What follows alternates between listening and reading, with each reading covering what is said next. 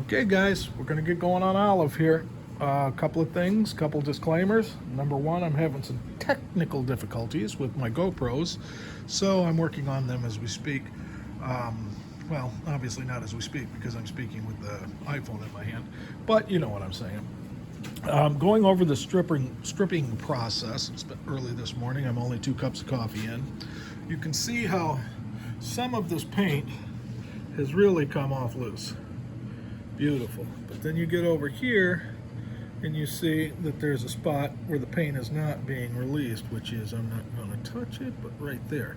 Now what you want to do in that instance, and you can see the same thing here, what you want to do in that instance is you want to get a wire brush or something that isn't too rough. You could use sandpaper if you wanted to, and rough that up a little bit and allow the stripper to get down into it.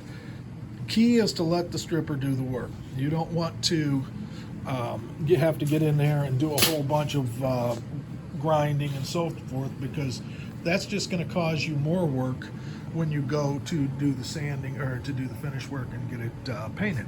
Now, what I'm going to do here, my process is this. Yours may differ, but what I'm going to do, since I know I'm painting with an automotive spray, what I am going to do is I'm going to get this all the way down to metal.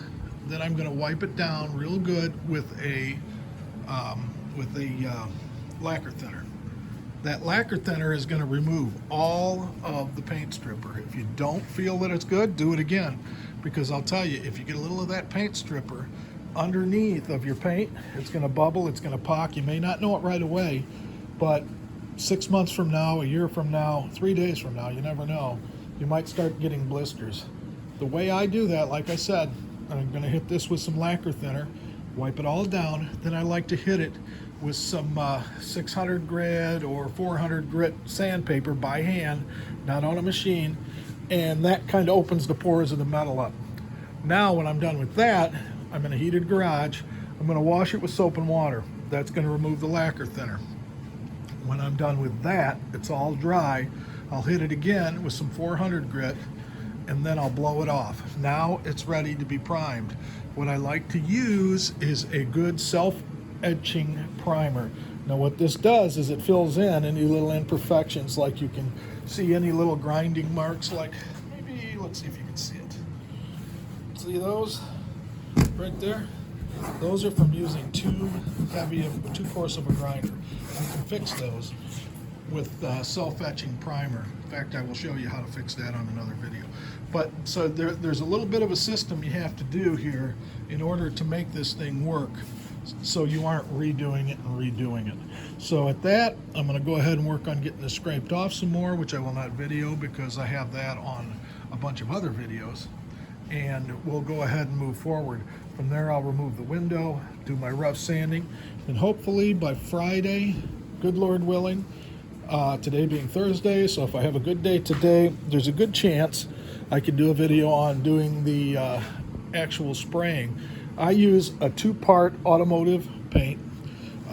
It's simple to use. I have the right equipment to spray it, but my wife bought me this little airless sprayer that's electric. Now, you're going to get what you put into it. So, like anything, the work is prep. Spraying's the easy part. That's, you can take your time. You can take a week to spray it if you want to, but the main work is prep. And if you don't put your hours in doing your prep work, then you're really going to tell at the end of it. Now, I'm doing it this way. It's your camper, it's your way. You do what you want.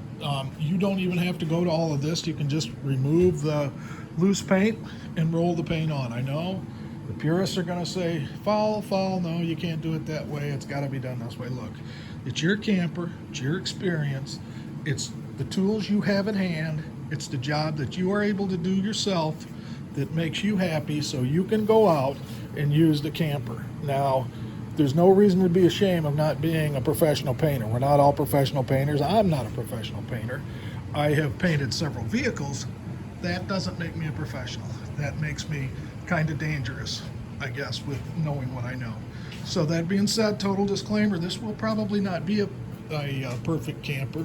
The lady who I'm doing it for was pretty clear that she didn't want it to be perfect. She wants it to look like a 65 camper, but she wants to have no problems with it, and that's the way we're building it. So she will have no problems with a 1965 camper. That being said, I'm going to wish you all a great day, and we're going to trudge forward. God bless you, one and all.